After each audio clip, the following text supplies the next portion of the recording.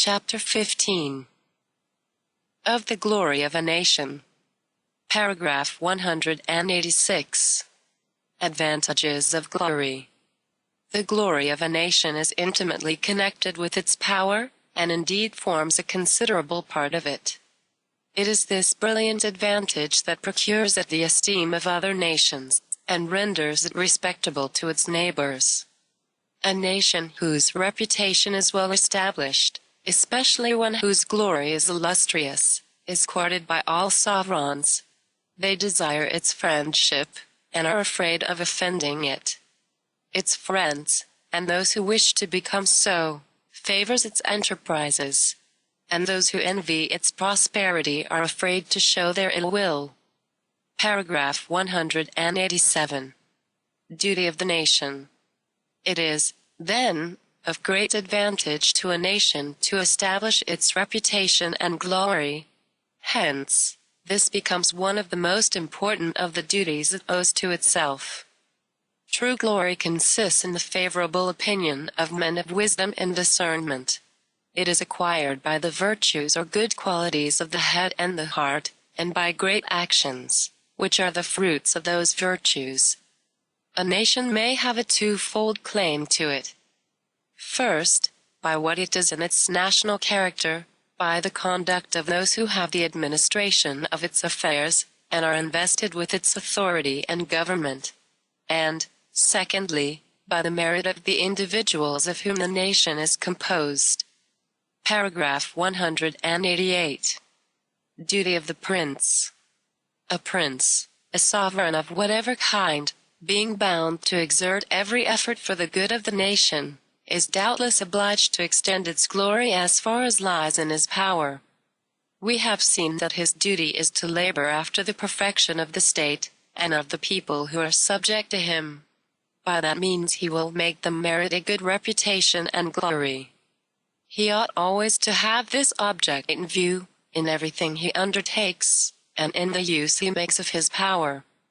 Let him, in all his actions, display justice, moderation, and greatness of soul, and he will thus acquire for himself and his people a name respected by the universe, and not less useful than glorious. The glory of Henry IV saved France. In the deplorable state in which he found affairs, his virtues gave animation to the loyal part of his subjects, and encouraged foreign nations to lend him their assistance, and to enter into an alliance with him against the ambitious Spaniards. In his circumstances, a weak prince of little estimation would have been abandoned by all the world. People would have been afraid of being involved in his ruin. Besides the virtues which constitute the glory of princes as well as of private persons, there is a dignity and decorum that particularly belong to the supreme rank, and which a sovereign ought to observe with the greatest care. He cannot neglect them without degrading himself, and casting a stain upon the state. Everything that emanates from the throne ought to bear the character of purity, nobleness, and greatness. What an idea do we conceive of a people, when we see their sovereign display, in his public acts, a meanness of sentiment by which a private person would think himself disgraced. All the majesty of the nation resides in the person of the prince. What, then, must become of it, if he prostitutes it, or suffers it to be prostituted by those who speak and act in his name? The minister who puts into his master's mouth a language unworthy of him, deserves to be turned out of office with every mark of ignominy. Paragraph 189. Duty of the citizens. The reputation of individuals is, by a common and natural mode of speaking and thinking, made to reflect on the whole nation. In general, we attribute a virtue or a vice to a people, when that vice or that virtue is frequently observed among them. We say that a nation is warlike, when it produces a great number of brave warriors. That it is learned, when there are many learned men among the citizens. And that it excels in the arts, when it produces many able artists. On the other hand, we call it cowardly, lazy, or stupid, when men of those characters are more numerous there than elsewhere. The citizens, being obliged to labor with all their might to promote the welfare and advantage of their country, not only owe to themselves the care of deserving a good reputation, but they also owe it to the nation, whose glory is so liable to be influenced by theirs. Bacon, Newton, Descartes, Leibniz, and Bernoulli have each done honor to his native country, and essentially benefited it by the glory he acquired. Great ministers, and great generals, an Oxenstiern, a Turenne, a Marlborough, a writer, served their country in a double capacity, both by their actions and by their glory. On the other hand, the fear of reflecting a disgrace on his country will furnish the good citizen with a new motive for abstaining from every dishonorable action. And the prince ought not to suffer his subjects to give themselves up to vices capable of bringing infamy on the nation, or even of simply tarnishing the brightness of its glory. He has a right to suppress and to punish scandalous enormities, which do a real injury to the state. Paragraph 190. Example of the Swiss. The example of the Swiss is very capable of showing how advantageous glory may prove to a nation. The high reputation they have acquired for their valor, and which they still gloriously support, has preserved them in peace for above 2 centuries, and rendered all the powers of Europe desirous of their assistance.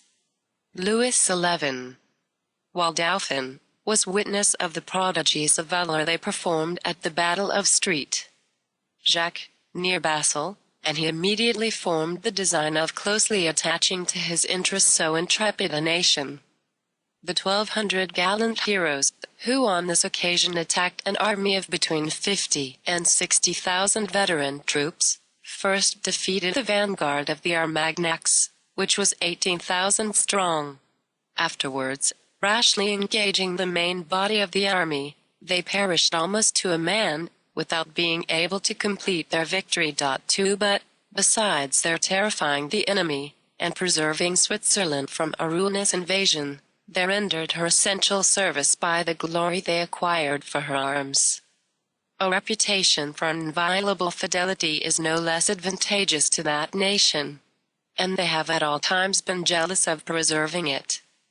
The canton of Zug punished with death that unworthy soldier who betrayed the confidence of the Duke of Milan by discovering that prince to the French, when, to escape them, he had disguised himself in the habit of the Swiss, and placed himself in their ranks as they were marching out of Navarre. Paragraph 191. Attacking the glory of a nation is doing her an injury. Since the glory of a nation is a real and substantial advantage, she has a right to defend it, as well as her other advantages. He who attacks her glory does her an injury, and she has a right to exact of him, even by force of arms, a just reparation. We cannot, then, condemn those measures, sometimes taken by sovereigns to support or avenge the dignity of their crown. They are equally just and necessary. If, when they do not proceed from too lofty pretensions, we attribute them to a vain pride, we only betray the grossest ignorance of the art of reigning, and despise one of the firmest supports of the greatness and safety of a state.